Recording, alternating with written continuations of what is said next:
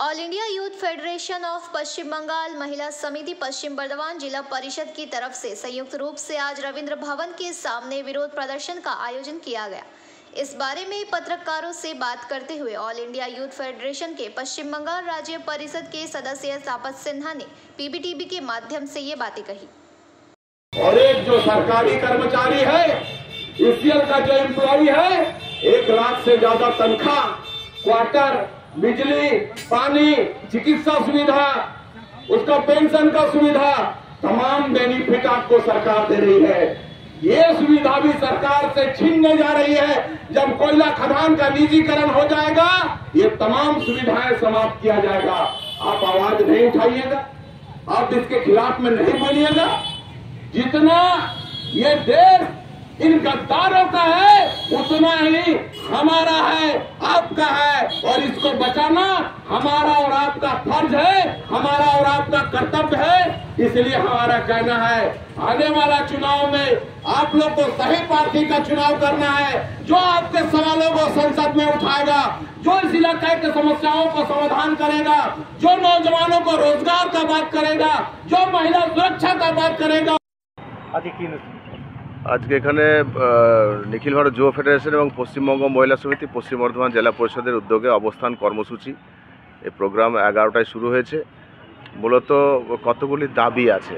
এক হচ্ছে যে আমাদের রাজ্যে মহিলা মুখ্যমন্ত্রী, এই মহিলা মুখ্যমন্ত্রী থাকা সত্ত্বেও রাজ্যে মহিলাদের কোনো নিরাপত্তা নাই।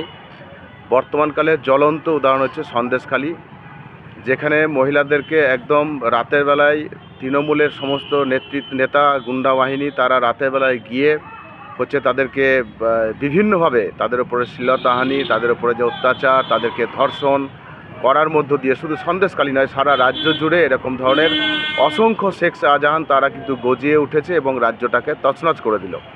এটা আমাদের একটা দাবি যে রাজ্যে মহিলাদের নিরাপত্তা দিতে হবে, যে সমস্ত ধর্ষণকারী তাদের উপযুক্ত সাজা দিতে হবে এবং ইলেকশনের আগে তাদেরকে জেলবন্দি করতে হবে। এটা আমাদের প্রথম।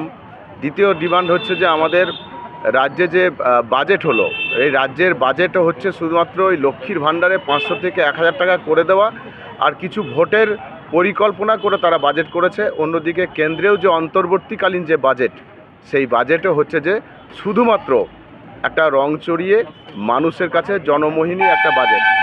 এই বাজেটের আমরা বিরোধিতা করছি, যেখানে মহিলাদের নিরাপত্তা নাই, কৃষকদের কোনো সুবন্দোবস্ত নাই, বেকার নওজওয়ানের কোনো চাকরির ব্যবস্থা নাই, কর্মসংস্থানের ব্যবস্থা নাই, কোনো শিল্পের কোনো ব্যবস্থা নাই।